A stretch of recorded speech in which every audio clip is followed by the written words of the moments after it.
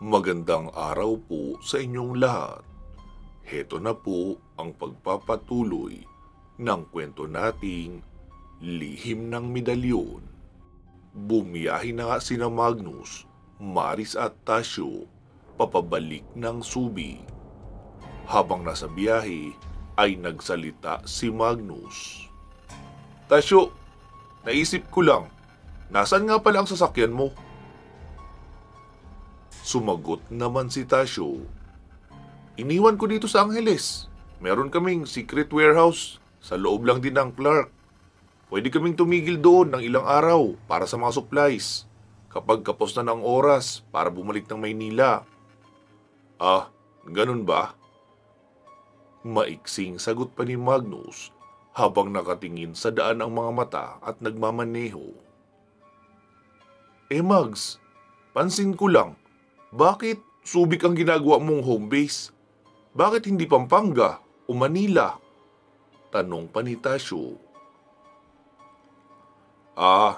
Lahat kasi ng mga impormasyong nakukuha namin ay iisang direksyon ang sinasabi kung saan nagkukuta sina Apong Abraham. Palaging sa norte. Masyado namang malayo sa Maynila kung sa Ilocos kami o sa Baguio kami agad didiretso. Tsaka hindi malabong maraming nag-aabang sa akin doon. Kasi nga, alam naman nilang hindi ako titigil hanggat hindi ko nagagapi ang kasamaan ni Abraham. Kung sa Pugita pa, kung ang ulo ang kanilang headquarters o kampo, hindi ako pwedeng dumiretso doon. Kailangan maghanap muna ako ng mga galamay na madadaanan at doon ako maghahanap ng mas ligtas na ruta. Alam ko rin naman na sobrang layo ng agwat ng kapangyarihan namin ni Abraham. Lahat na yata ng may buhay sa mundo ay nagamit na noon bilang alay, kapalit ng kapangyarihan. Ako, maliban dito sa 4 kong gabay na minsan palyado pa nga akong utusan, ay wala naman akong tinatagong kapangyarihan. Bigla namang may malakas na boses na umugong sa loob ng sasakyan. Sinasabi mo bang palpak kami? Magkakasabay na 4 na boses, kasabay na rin ng pag-uga ng sasakyan, ipo-ipo sa loob at pag-init ng kapaligiran. Napatakip naman ang mata sina Maris at Tasyo. Maging ang pagmamaneho ni Magnus ay nagpasuray-suray sa daan. Uy! Umayos kayo! Madidisgrasya tayo! Wika pa ni Magnus. Bawiin mo muna ang mga sinabi mo! Boses naman ni Pyro na umaalingaw-ngaw sa loob ng sasakyan. Oo na, ako na ang palpak at hindi marunong sa tamang paggamit ng mga elemento. Matapos iyon sabihin ni Magnus, ay doon palang kumalma ang loob ng sasakyan. Grabe yung mga gabay mo, Mags, ha? Mainitin pala ang ulo. Pasensya na kayo, ha? Minsan kasi talaga may pagkasensitive ang mga ito. Wika pa ni Magnus na tila nahihiya sa pinapakitang kagaspangan ng kanyang mga gabay. Ilang saglit pa ay narinig nila ang sirena ng pulis na nakasunod sa kanila. Noong silipin ni Magnus sa rear mirror, ay nakita niyang 2 motor ng highway patrol. Sinisenyasan siyang tumabi. Naloko na! Mukhang napansin ng mga pulis na ito ang paggewang ng sasakyan. Wala nang nagawa si Magnus kundi itabi ang sasakyan. Tapos dahan-dahang ibinaba ang salamin ng bintana noong naroon na ang pulis sa kanyang tapat. Good afternoon po, sir. May problema po ba? Wika pa ni Magnus. Iho, ako dapat ang magtanong yan sa'yo. Napansin ko na tila nawala ka sa kontrol sa manibela. Lasing ka ba? Hindi po. Nagulat lang ako kasi may daga sa paanan ko. Tapos itong girlfriend ko naman biglang nataranta kaya nahila ang manibela. Iho, maaari bang lumabas ka muna ng sasakyan? Iiling-iling si Magnus na nagbukas ng pintuan at lumabas. Lisensya at rehistro ng sasakyan. Wika pa ng pulis. Inabot naman agad ni Magnus pareho. Ilang saglit pa ay may lumapit na rin na isa pang highway patrol. May dala itong aparato kung saan nagche-check kung nakainom ba ng alkohol ang isang tao. Bumuga ka ng hangin dito, sir. Wika pa noong isa. Wala namang pag-aalinlangan na sinunod iyon ni Magnus dahil sigurado naman siyang hindi siya nakainom ng alak. Ang huling inom niya nga ng beer ay noong nasa Subic pa sila at sigurado siyang wala na iyon sa kanyang sistema. Matapos ma-check ay walang nahanap na buta sa kanya ang dalawang pulis pero mukhang may planong makahirit ng dilihensya. Sir, kailangan ka naming dalhin sa opisina. Ha? Bakit po? Anong violation ko? Sumagot naman ang isang pulis. Wala pa bata! Pag-iisipan pa namin! Hindi pwede yung ganun, sir, ah? Palag pa ni Magnus. Anong hindi pwede ang pinagsasabi mo?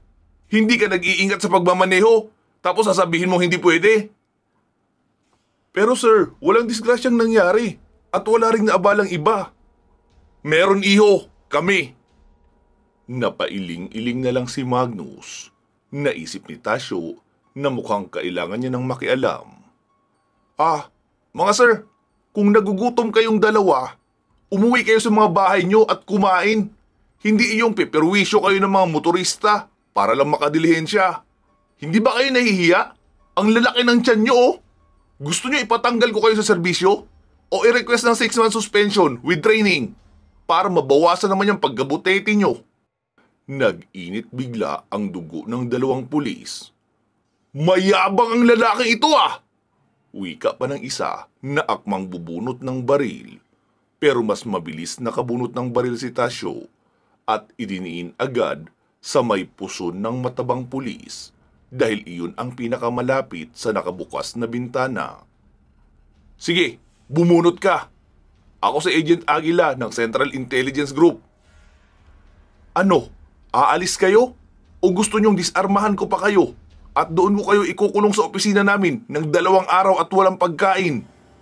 Patong-patong ang pwede kong ikaso sa inyo kung hindi lang kami nagmamadali. Bigla namang nagtaas ng kamay ang dalawa. Sorry po, sir. Sorry po talaga. Sige po, makakaalis na kayo. Natatarantang wika pa ng mga pulis na iyon at ibinalik na kay Magnus ang kanyang lisensya at rehistro ng sasakyan. Inalis na rin ni Tasyo ang nakatutok na baril sa ibabang bahagi ng tiyan noong isa. Tara na, Mags! Wika pa ni Tasyo. Ipinagpatuloy na nga ni Magnus ang pagpapatakbo ng sasakyan. Grabe talaga ang kutungan sa panahon ngayon na. Isipin mo, sabihin ba namang pag-iisipan pa nila kung anong violation ko? Wika pa ni Magnus. Sumagot naman si Tasyo. Akala ko kaya mo na, Mags, kaya hinayaan muna kita. Sumagot naman si Magnus. Wala naman kasi ako sa mood na maging arogante. Kaya puro pagpapakumbaba ang ginawa ko. Tsaka alam kong wala tayong violation. Wala din namang ibang sasakyan sa daan noong gumewang tayo. Ano ka ba, Mags? Wala silang pakialam doon. Kasi gusto nga nilang mangutong. Sagot pa ni Tasyo. Matapos ang saglit na kwentuhan, ay nakatulog na sina Maris at Tasyo habang nasa biyahe. Si Magnus naman ay tahimik lang na nagmamaneho. Pasado 8:00 noong makarating sila sa kahabaan ng Subic sa bahagi ng Barrio Barreto. Ano, Tasyo? Saan tayo? Dito ba muna? O diretso na tayo sa iba? Tanong pa ni Magnus. Pupungas-pungas naman si Tasyo at pinagmasdan ang mga resort na magkakasunod.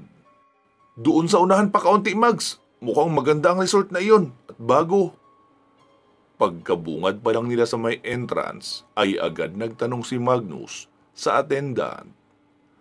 Hi, good evening. May available rooms? 2 sana. Sumagot naman ang babae na katabi noong lalaking nagbabantay sa gate. Meron pa po, sir. Hindi naman po weekend, kaya marami ang bakante.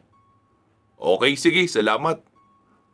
Sir, ituloy nyo na lang po yung sasakyan nyo hanggang sa dulo. Bakante ang mga unit na naroon, kaya pwede nyong ipark ang sasakyan. sa tapat mismo ng unit na mapipili nyo. Ah, salamat sagot pa ni Magnus saka dumiretso na sa dulong mga unit. Tasyo, kayo na ni Maris ang mag-book ng room natin. 3 days lang muna ang i-book mo. Plano kong magliwaliw sa iba Sambales sa mga susunod na araw kapag medyo nakapagpahinga na tayo. Okay Mags, copy. Sagot pa ni Tasyo at magkasama na nga sila ni Maris na nagpunta sa reception. Ilang saglit pa ay nakabalik na ang dalawa. Umorder na kayo ng pagkain? Tanong pa ni Magnus. Oo Mags, nilagang baka at barbecue lang ang kinuha ko. Kasi puro na silog ang ibang available nila dun Pumasok na nga si Magnus at Tasyo sa unit nila. Si Maris naman ay pumasok na rin sa katabing unit. Parehong nakahiga ang dalawa. Ay, napagod talaga ako sa pagmamaneho Wika pa ni Magnus. Sumagot naman si Tasyo. Bakit kasi hindi mo ako ginising? Parang napalitan kita. Sumagot naman si Magnus. Hindi na. Nahiya ako sa iyo Mukhang pagod na pagod ka. Nakanganga ka pa nga habang natutulog. Oo Mags, marami din kasi akong inasikaso doon Makalipas ang ilang minuto ay nakatulog na si Magnus. Food delivery po! Wika pa ng boses sa labas. Agad namang bumangon si Tasyo upang tanggapin iyon. Wow! Kumpletong-kumpleto Nakalimutan ko ang banggitin kanina. Napasamahan sana ng patis, sili at kalamansi. Mabuti at nagdala kayo. Wika pa ni Tasyo sa lalaking kasama noong babae na nag-deliver. Siyempre naman sir, alam naman namin iyon na kailangan kapag ganitong nilagang baka, merong sausawan.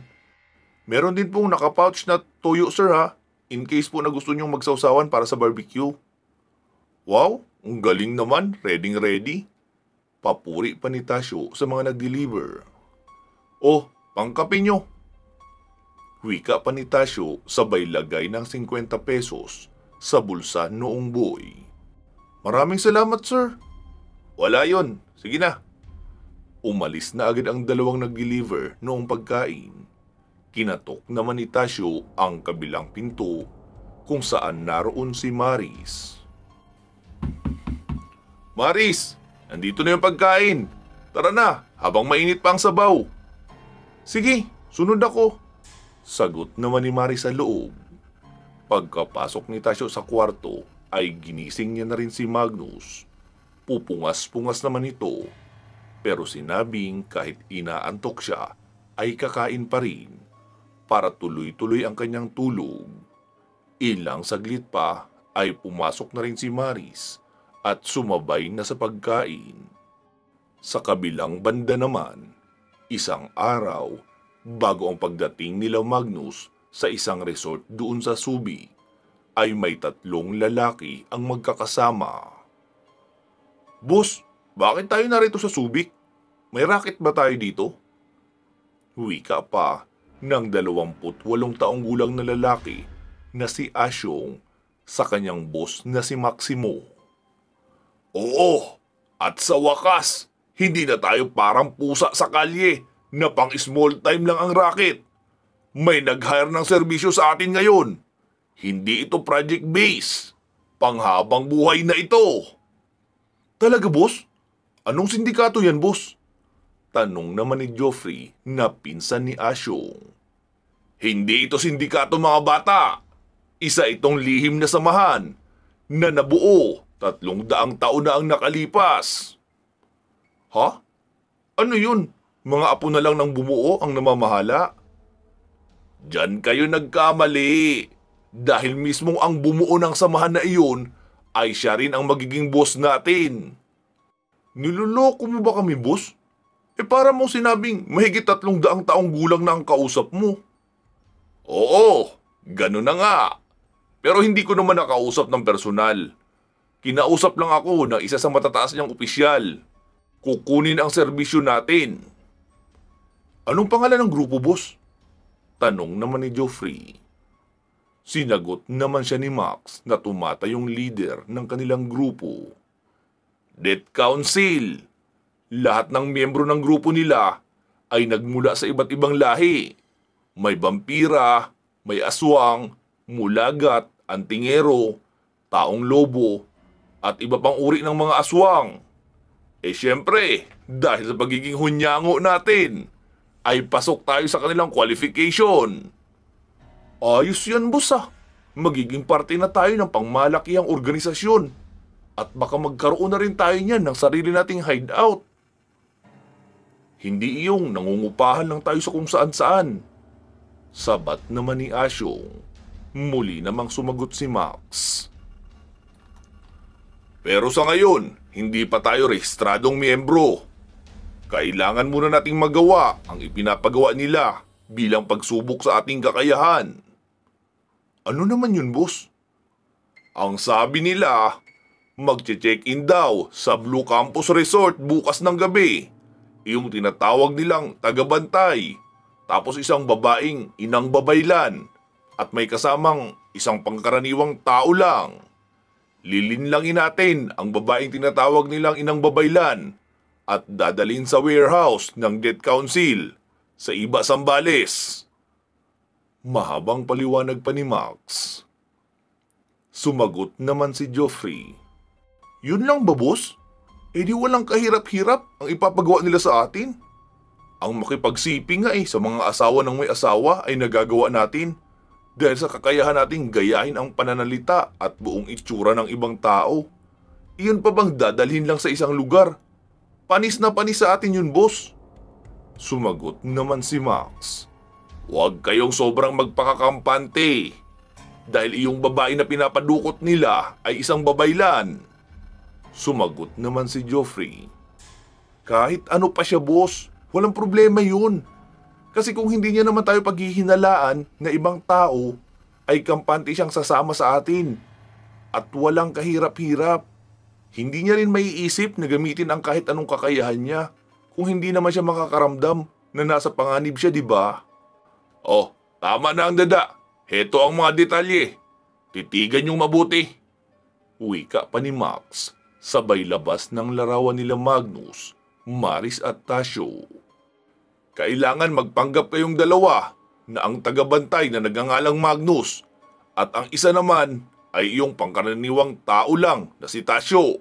Hinawakan ni na Joffrey at Asyong ang mga larawan at ginamit ang kanilang natatanging kakayahan upang itatak sa kanilang isipan ang lahat ng detalye sa mga larawang iyon para madali na sa kanila ang kopyahin kapag oras na ng pagpapanggap. Sumapit na nga ang kinabukasan, naroon na ang tatlo naka-check-in sa unahang unit na inuukupan nila Magnus. Nagsalita si Asyong. Wow, ang galing ng Death Council, no? Paano nila nalaman na dito mag-check-in ang grupo ng inang babaylan? Diba? Noong isang araw pa nila iyon sinabi sa'yo? Oo, dahil meron silang bihag na tinatawag na galing sa lahing mulagat. Kaya nalalaman na nila ang isang detalye na maaaring mangyari sa hinaharap. Kinukuha lang daw nila ang dugo noon at iniinom ng isang aswang upang magamit ang kakayahan na makasilip. Pero hindi rin daw palaging may pangitain na nakikita. Kaya limitado lang din ang alam nila sa hinaharap. Sumabat naman si Asyong. Pero astig pa rin yun, boss. Yung alam mo ang mangyayari sa hinaharap. Kung ako noon, sisilipin ko talaga kung anong lalabas sa loto. At siguradong magiging mayaman na tayo noon. Oo, tama talaga kayo. Lahat ng mga taong may iba't ibang kakayahan ay kinukuha nila at isinasali sa grupo. Ang mga ayaw sumama ay binibihag at kinakatasan ng dugo. Iniinom ng mga matataas na lahi ng mga aswang upang magamit ang kakayahan na mula sa dugong iyon. Napatango-tango na lang ang dalawa. Boss, dumating na sila. Mukhang may sinasabi sa buhay. Nakapadyero Wika pa ni Joffrey. Oo, balita ko mayaman ang tagabantay. Kaya may budget talaga sa mga lakad nila. Ano nang gagawin natin, boss? Palit-palitan tayo magmamanman sa mga gagawin nila. Kapag may pagkakataon tayong makita na mag-isa lang ang babae, ay saka kayo magpapalit ng anyo bilang mga kasama niya para madala na natin sa warehouse. Ikaw muna ang magbabantay ngayong gabi, Joffrey. Bukas naman ng umaga ay si Asyong.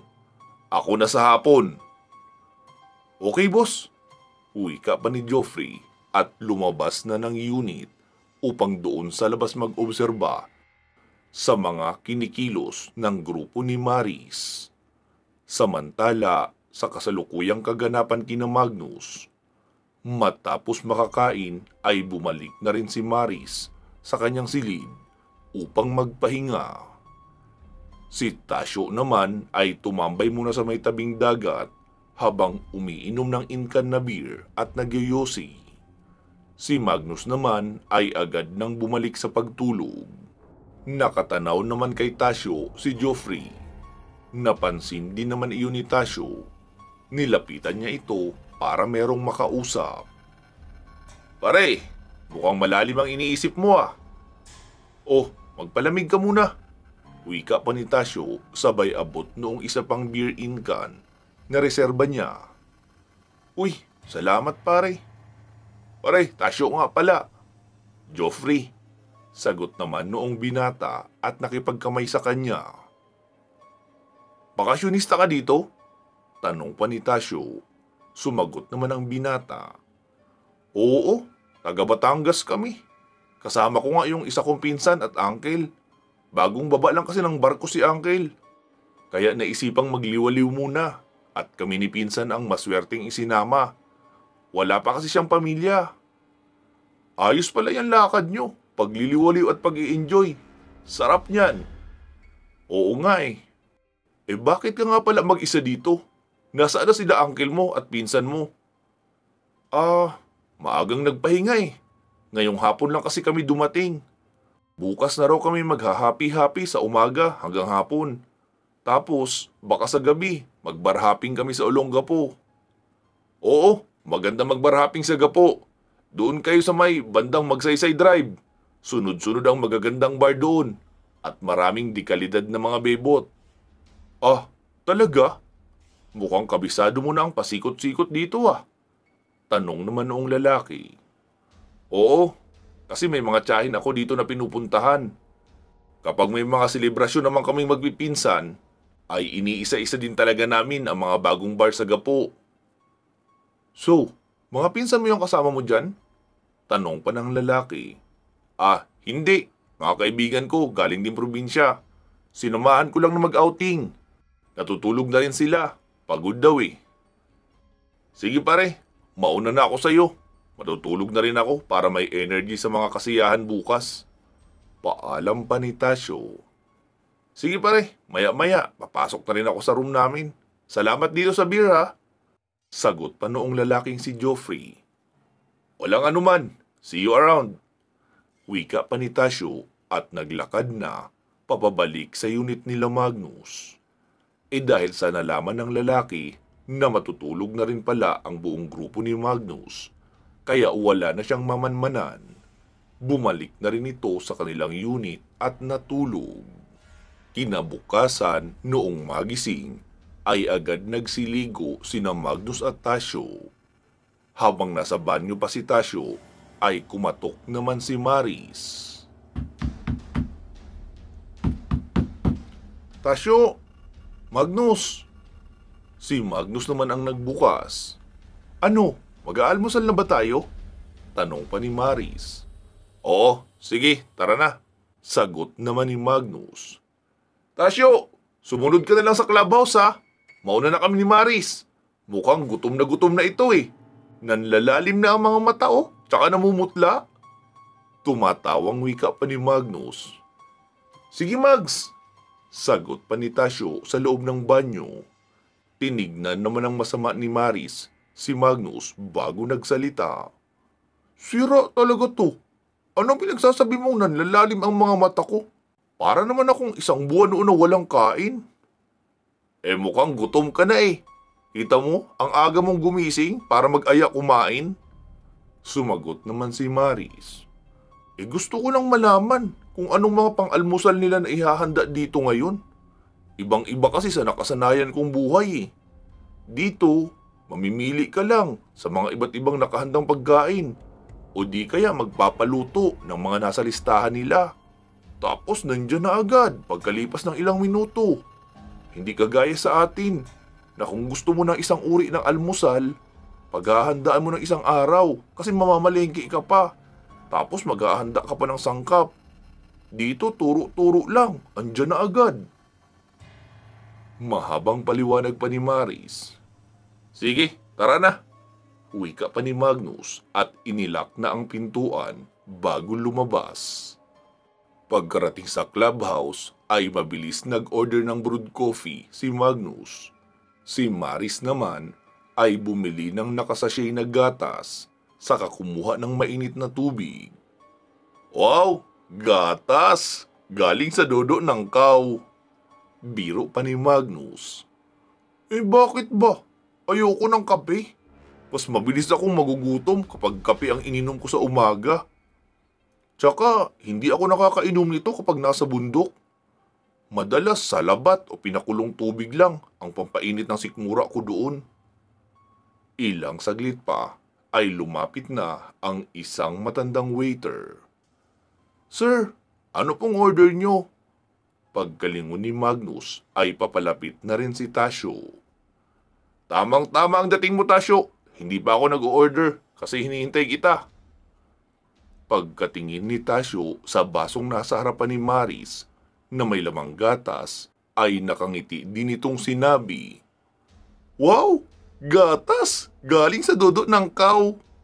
Natawa naman si Magnus dahil katulad din iyon nang sinabi niyang pang-aasar kay Maris.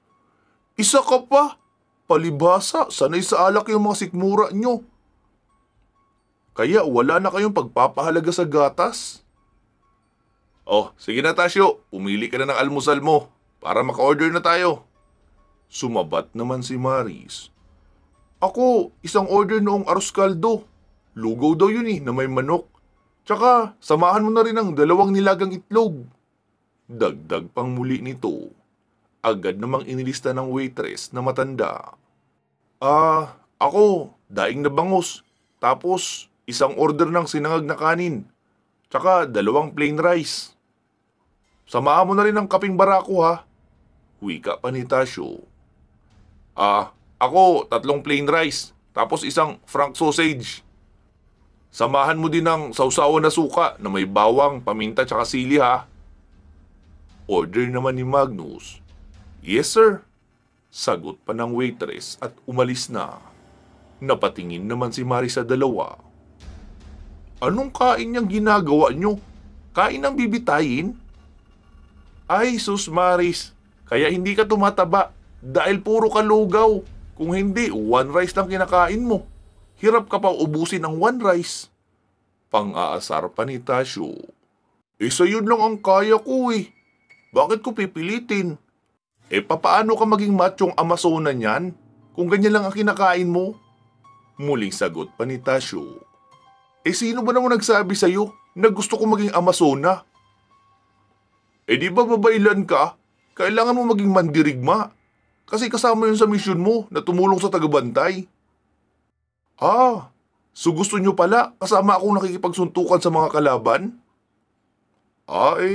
Parang gano'n na nga. Nakangiting wika pa ni Tasyo. Sumagot naman si Magnus. Oo, may point si Tasyo. Hoy, ikaw Magnus! Sa dami ng pagkakataon na iniligtas ko ang buhay mo, magmula noong halos hindi ka pa marunong humawak ng itak hanggang sa naging bihasa ka, nakukulangan ka pa ba sa kakayahan ko? Ngingiti-ngiti naman si Magnus na sumagot.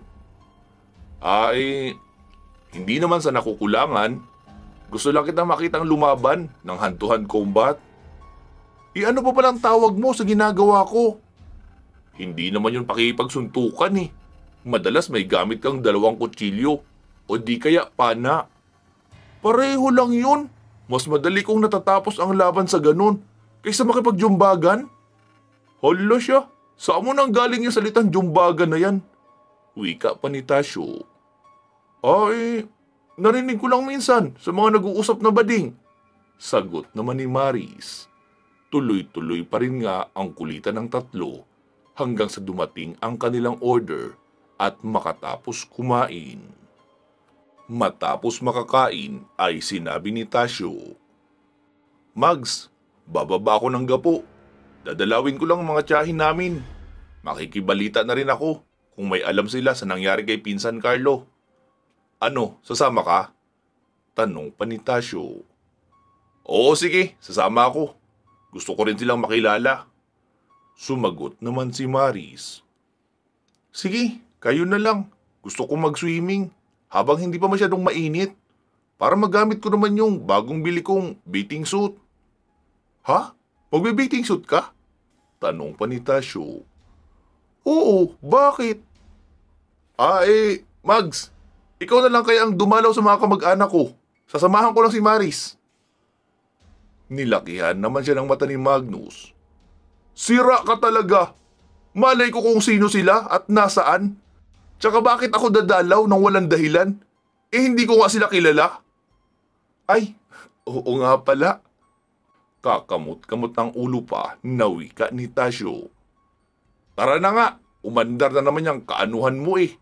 Wala naman yung silbi. Madre yung kinukursunada mo. Wika pa ni Magnus. Ha? Anong madre?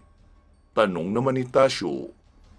Ang ibig kong sabihin, hindi pwede mag-asawa o hindi pwede mag-ano yung kinukursunada mo. Bigla namang naningkit ang mga mata ni Maris. Hoy! Kayong dalawa! Hindi niyo ba ako nakikita? Multo ako o invisible? Pag-uusapan niyo ako ng ganyan, sa harapan ko ba mismo? Napaka-gentleman niyo naman. Reklamo pa ni Maris. Di sige, tumalikod ka muna pala. Wika pa ni Magnus, sabay biro. Alam mo Tas, yung si Maris, ay sus, wag yun.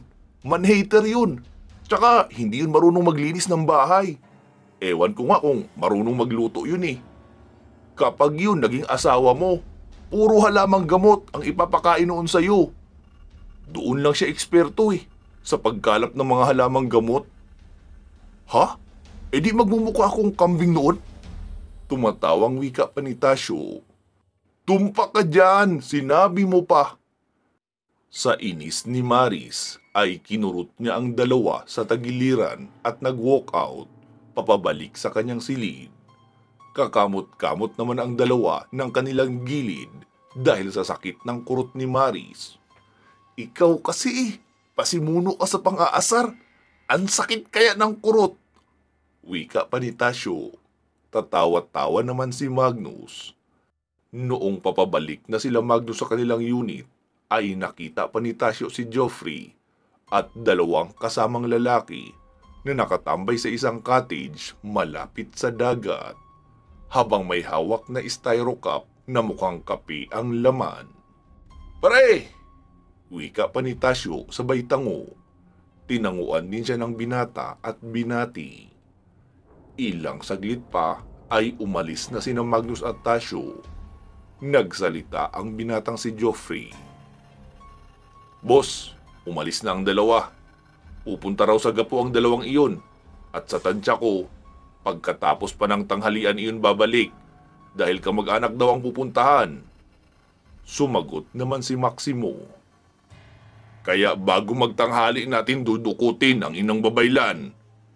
Kasi kung ngayon agad kayo magpapanggap na mga kasama niya, ay siguradong maghihinala yan. Ilang saglit pa ay nakita nila si Maris na naka-swimsuit pero naka-short naman ng malambot na tela ang pang-ibaba at tuloy-tuloy iyon sa dagat at naligo. Nagsalita naman si Asyong. Ganda ng kutis ah. Baka naman boss, pwedeng matikman muna natin ang inang babaylan bago natin ihatid sa Dead Council. Mukhang malupit eh. Ganda ng hubog ng katawan. Sumagot naman si Max. Hindi pwede. Yan ang wag na wag niyong gagawin. Dahil mawawala daw ang kapangyarihan ng isang babaylan kapag tinira. Ang kapangyarihan niya nga ang kailangan ng Death Council kaya siya pinapadukot. Kapag ginawa niyo yun, pare-pareho tayo magiging hapunan. ng mga matataas na miyembro ng Death Council na mga aswang. Ay, hindi na pala. Muling wika pa ni Asyong. Pansamantala muna nating puputulin dito ang ating kwento. Magsama-sama tayong muli sa part 103. Mag-iingat po kayo palagi at hanggang sa muli.